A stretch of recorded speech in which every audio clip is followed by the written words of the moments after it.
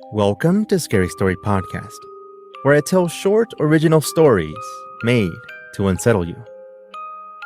My name is Edwin, and here's a scary story.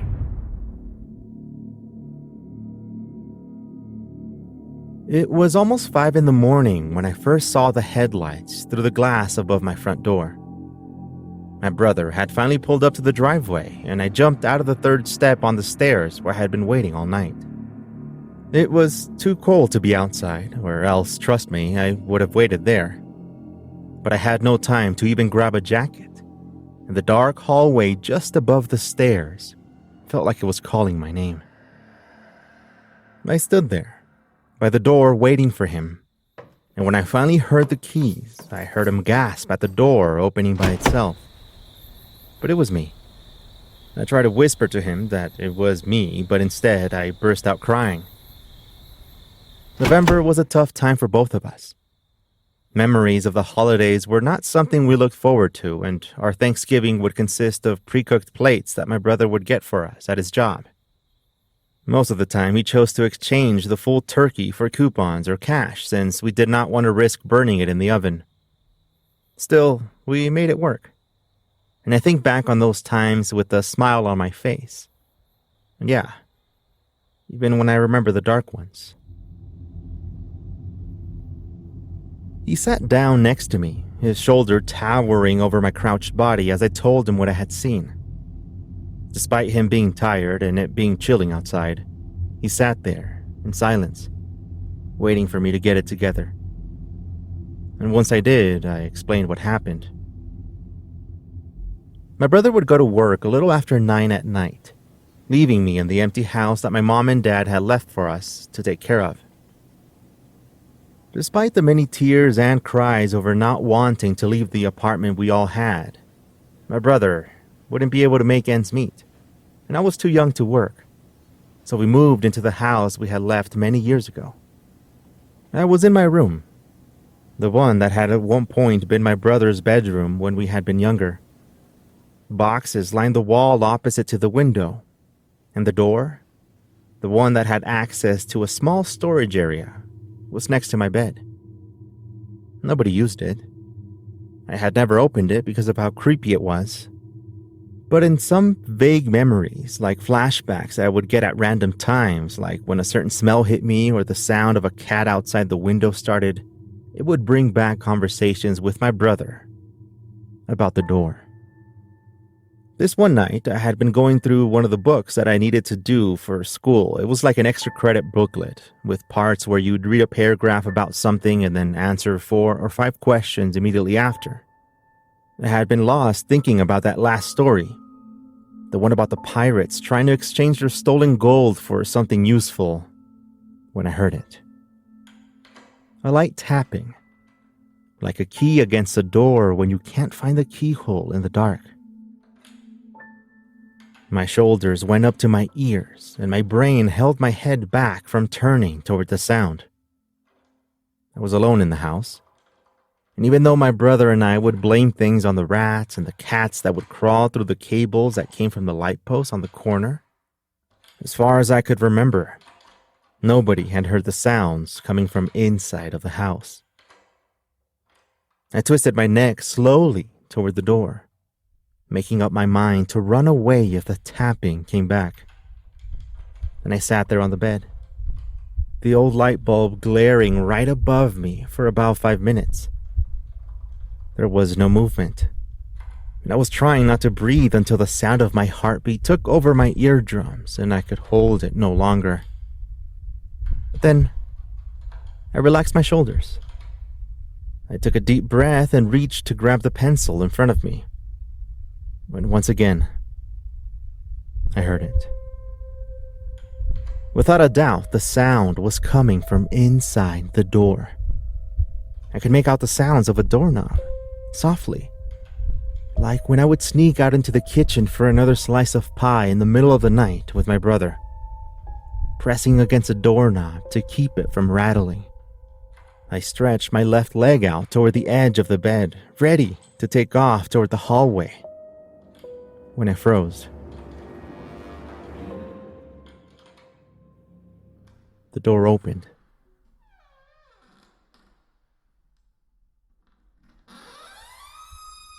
I finally gathered enough courage to look toward it, but it released with such a quick motion that I even surprised myself. I could see the gap that it had opened, just enough to fit an arm through, but on the inside was complete darkness. But as I sat there, my heart about to jump out of my chest, I felt a cold rush of blood leave my face as I watched it shut quickly, muffling a soft, eerie gasp on the other side. I leapt out of the bed, and I went straight toward the hallway and just sat there, shaking in fear, for 4.5 hours until my brother finished his shift at the warehouse. I had no time to turn on any lights. I had no jacket, no shoes, and nowhere to go. I watched my brother's eyes come back to me once I finished telling him what I had experienced. And he stood up and said that he would go grab a couple of things and that we would go wait for the sun to come up at Henry's, an old diner down the street. Not wanting to be alone, I stood up to go with him, but then I felt that weakness in my knees, the kind that tells you that you're better off where you are. My brother caught on and walked up the stairs, his white t-shirt barely visible as he disappeared into the dark hallway. He flicked on the light once he got there, and I could hear his footsteps as he went into my room and picked up my shoes. When he yelled out to me if I wanted my homework, I nearly jumped, but I said that I didn't need it. I could hear him going toward his room, and he grabbed his backpack too. Then he flicked off the light to the hallway. He was on his way back then. But then, my eyes started playing tricks on me. The large silhouette, or at least the figure with the white shirt that I was expecting would show up, didn't. I could hear light steps creaking against the wooden floor, coming closer and closer to the top of the stairs. But my brother wasn't there. Something else was. It was a tiny person, like a toddler, but moving like an old man limping on a cane. All I could see was its smile reflecting off the dim light that was coming through the glass window above the front door. Abruptly, it turned around and wobbled away. I was frozen. By this time, I was leaning against the front door, praying silently that my brother would hurry and show up through the hallway at the top of the stairs. I heard him call my name, but not to me. It was then when he screamed and he ran toward the staircase, a bag on his left hand bouncing against the steps of the staircase as he made his way down. I opened the front door just as I saw him come closer. All he said was, "Let's go." I quickly put on my shoes and jacket when we were at the front porch, waiting for my brother to say something, anything, to me. But instead he waited until we were in the car and about a block away before he asked me what I had seen. I told him, with all the details about the little man with the cane, my mind racing as I visualized the scene all over again. We had arrived and sat down at Henry's by this time, the waitress that we both knew offering us the usual table. "I'm sorry you had to see it," he said, looking straight at me. I never wanted to see it again either. And we both sat there, listening to the soda we were sharing, popping in front of us. The 5 or so different conversations around us proving that the world keeps going, taking with them only the things they care about.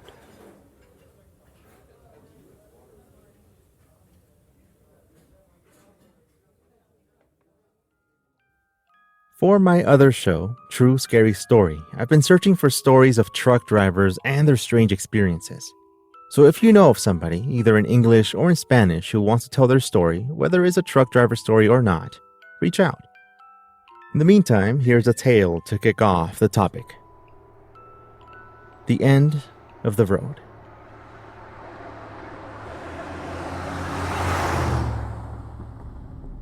It always starts the same way. The driver sees a person walking alongside a dark road. They pull over and offer a ride. Nobody should be walking alone that late. And so they pick them up and take them somewhere.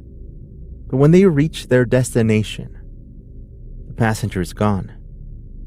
Or they arrive at a place where there is nothing, yet the passenger acts like they know where they're going.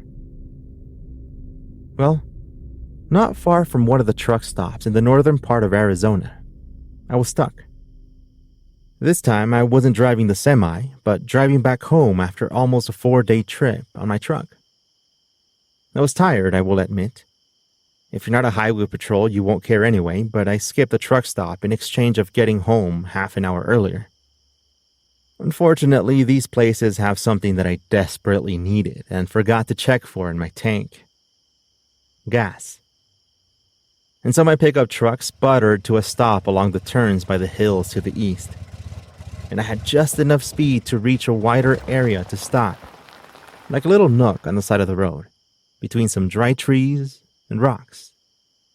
It was a nice spot, probably a viewpoint of some sort, and it would work if there was something to see beyond these dark paths carved by the bushes and rocks. But I was too tired to be angry. I just stepped out of the truck and walked to the road, and yes, I could see it in the distance. The lights of the truck stop and the yellow star of the fast food restaurant right before the bend. I could walk there, no problem. So I walked back to the truck and got into the passenger seat and then reached behind me for the empty red container for gas. I tried to open the ashtray, which I had been using for keeping folded up bills and coins, but it was stuck. I stared at it for a while, and I could feel my mind swirling with the exhaustion that hits you after filling out your logbook at the end of the night. I closed the door behind me, not even checking if the doors were locked before crossing the road and walking down to the truck stop. It would have taken me about 40 minutes to get there if it weren't for an old big rig pulling up next to me. For those of you who may be familiar with trucks, it was in the old style, a Freightliner from the 70s or 80s with a flat front. Things that were likely not even allowed to be on the roads anymore. Well, at least not commercially. I noticed that it had no trailer, and it was just a tractor. And I could see the top of the head of the driver. I wasn't looking for a ride, but I appreciated the gesture. It would be no more than a few minutes on the truck. With that simple justification, weird for me to decide so quickly, I climbed up to greet the driver on the window. "Just a few minutes ahead, to the truck stop," I said. He looked confused and then asked where it was. His voice was raspy and distant. Every truck driver knows of that stop. Plus, the lights could be seen from down the road. Not easy to miss. He signaled me to hop on, and I did. The man still had the radio, old keychains, and a real photograph of a family stuck to the dashboard. The smell of cigarettes probably buried layers deep into the carpet all around the interior. The man looked about my age, maybe a few years younger. He smiled and turned up the volume of the radio. It was static noise for the most part, with the occasional radio announcer hopping in for a word or two before fading into the sea of distorted frequencies. I looked over to him, waiting for him to laugh as he pretended that he was listening to something when clearly he wasn't. He simply stared at the road, his right hand on the shifter. The overhead light he had in the cabin right above his left ear danced with the bumps on the road, flickering, and with every dark gap of time, I could see his face, dry, gone of every drop of fluid and fat that made up his face on the inside. I turned away from him, looking instead toward the road, expecting to see the truck stop just ahead of us. And all I could see was the dark road, dry bushes on the side of it. I leaned forward to look at the side mirrors, expecting to see the truck stop once again behind us. But it wasn't there. How long had I been there? I carefully tried to make small talk with the guy. "So, where are you headed?" And I waited for a response. "Nowhere, my man. I already reached the end of the road." He looked straight ahead as he told me, the light flickering and about to go completely off. "You know, I can just take it from here. I really want to walk the rest of the way. The weather's nice." He smiled. "There's an unofficial truck stop just ahead. I'll stop there. Maybe a minute more." But ahead, there was nothing. Dark silhouettes of hills and dead trees. No other cars had passed along this old rig. Come to think of it, no one had passed in front of us either. The truck stop should have been right there. I recognized the dip in the dirt. I used to stop there and stare out into the hills before going to sleep. He put the truck into first gear and the engine rumbled as he hit the brakes. Up ahead was a clearing, a large lot. There was a tiny shop in the back corner of it, with the lights on. "I'll see you at the end," he said. The light went completely off. "Thank you," I said, and I climbed out. I didn't know what to think of what had just happened or where I would get my gas. But the ride was no more than 10 minutes, and if we had indeed passed the truck stop, it would be just a short walk back, along that same road. The road I didn't, and nobody ever leaves until they have to. I hurried through the lot. The dead silence made my boots against the gravel sound like hammers that night. I walked up to the shop and pushed the door open. There was a man by the front counter, and 2 other tables with 2 people on each one. One was an older-looking couple, the hanging lamp shining on the top of their heads as they looked at each other over dirty plates. The other had 2 men sitting in front of 2 empty cans of beer, one tipped over and about to roll off the table. The lamp swirled like water over a slow drain above their heads. Nobody seemed to notice me.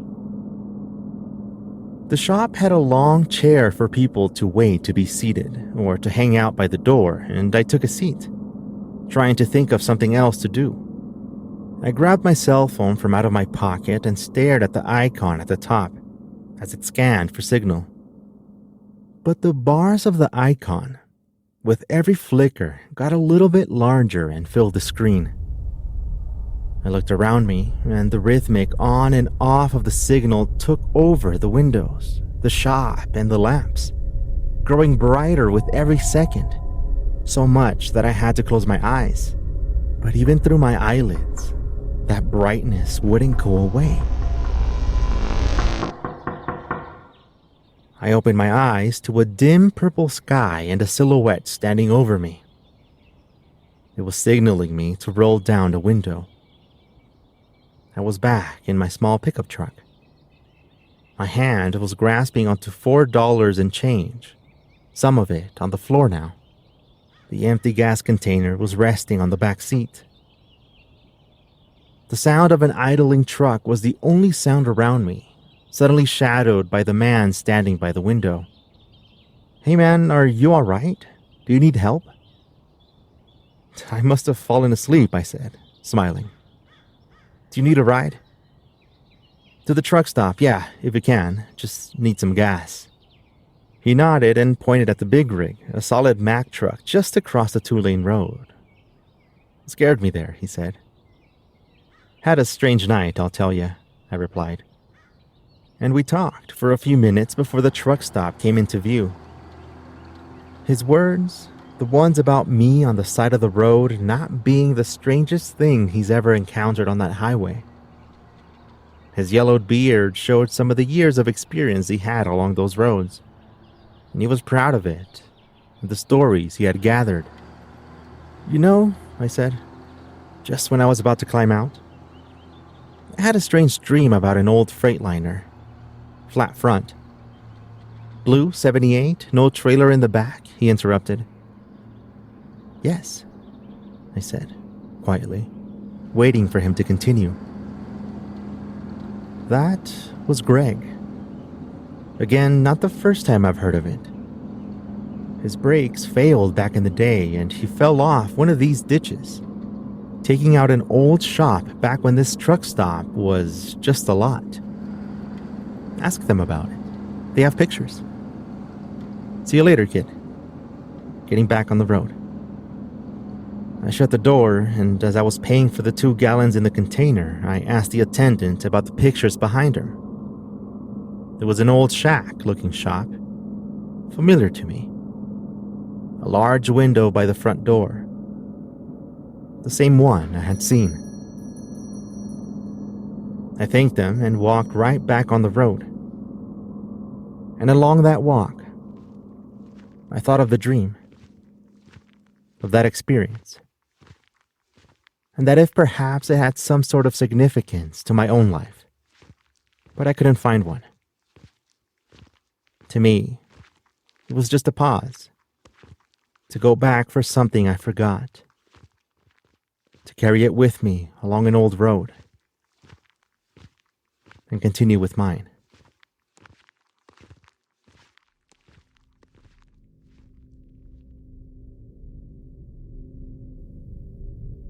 The next story today is called The Crawling Woman of Tilston, and it's coming up right after this.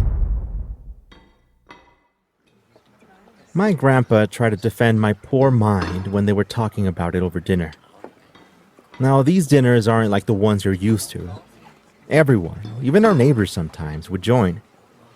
Conversations would get loud and sometimes angry, sometimes sad. But by the end, everyone would leave satisfied. This time, they had hit a topic of scary stories, and as a kid, of course, I loved it. And I heard them as Mom started going back in time to when her and her sisters witnessed the crawling woman of Tilston. Both of my aunts were there, and they would nod in agreement to what she was saying, and the whole house grew real quiet when she continued. They had all grown up in that small town, the one we were visiting. Of course, Tilston had changed since then, with more houses and businesses and those annoying Airbnbs. The area was nice, but it used to be nicer, and I remember it too. Grandpa's house had large fields with wooded areas and 2 cabins in them, some that he only used for storage or for spots where he could go and relax by himself. He was an avid writer and collector of photographs, mostly his own, and he had one of the cabins lined with his work, accomplishments, certificates, and newspaper clippings. But despite the story of the crawling woman of Tilston, he never published any works about it. Or maybe he did, but refused to extend its story publicly. He had a reputation to maintain, and who knows what people would have thought of him had he published such a silly story. At least, I think that was his reasoning. There were several incidents about the crawling woman, one of which was my mother's and her sister's experience. And when I tell you that I've seen fear, quite literally, I mean the expression on my mother's and aunt's faces as they retell it. So I can't imagine going through what they did that night. There was a party not far from my grandpa's house, and against his wishes, my mom and her 2 sisters waited until he fell asleep. And then they went, leaving a note for their mother who had given them her blessing.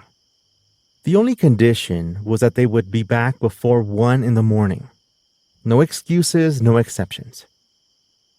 But as things go, it had actually turned into 1 a.m. when one of them, the middle sister, suggested that they go back because it was already pretty late. They looked at the time and they all agreed. They said their goodbyes to their friends and started walking back. It's important to note that none of them were intoxicated, as it was another condition from their mother.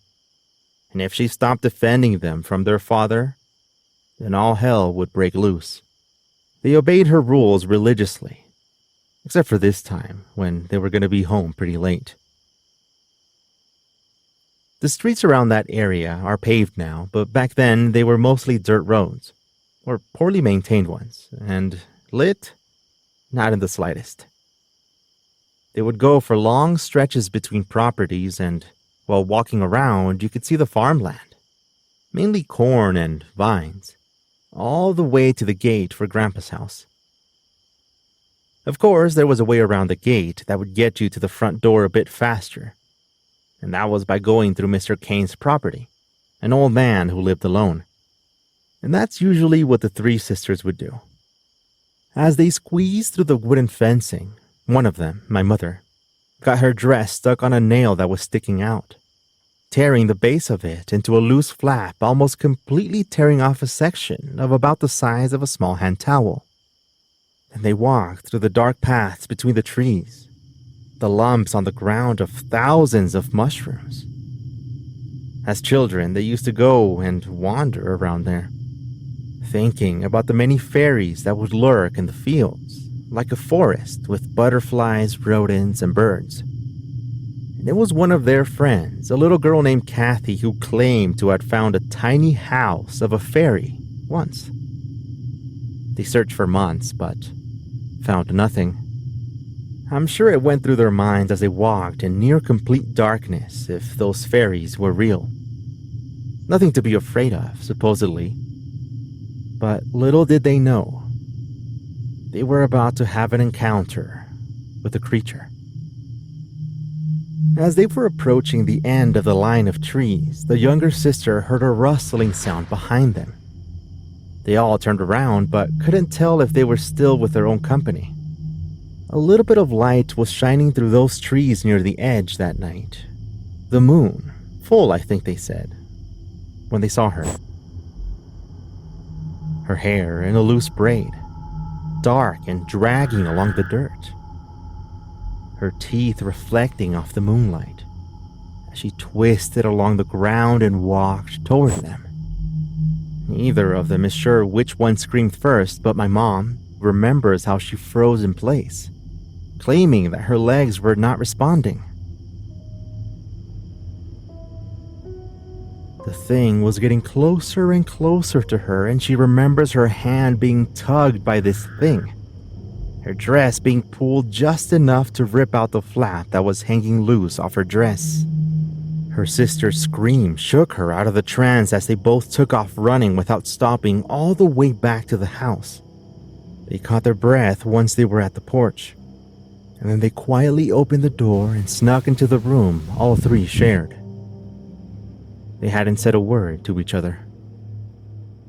It must have been 4 a.m. when they heard a sound coming from inside the house. Their father had woken up. My mom peeked out the window as a front door opened. Their father had stepped out toward the fields with a lantern in his hand, making his way toward the trees on Mr. Kane's property.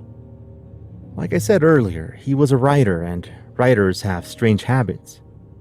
Waking up early to walk in a dark field of trees was just another thing he did, I'm assuming.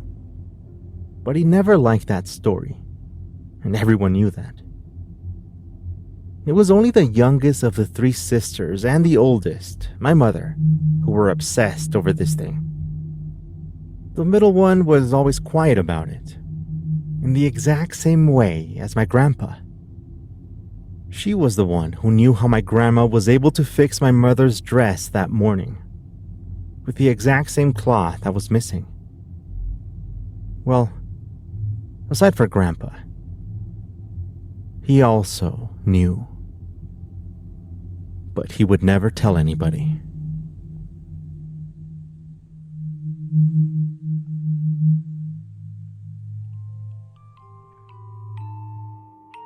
If you want to listen to real-life events that dip into the paranormal, please check out Dark Memory. Moving forward, our topics have gotten a bit darker and will have you looking over your shoulder. So please, proceed with caution. You can find Dark Memory on this podcast app or by going to darkmemory.com. Of course, if you send me a DM, I can also send you the link. For ad-free listening, go to scaryplus.com or tap the button on your Apple Podcast app to try it for free, and you can cancel at any time. Thank you very much for listening, and thank you for joining me on this new Season 4 of Scary Story Podcast.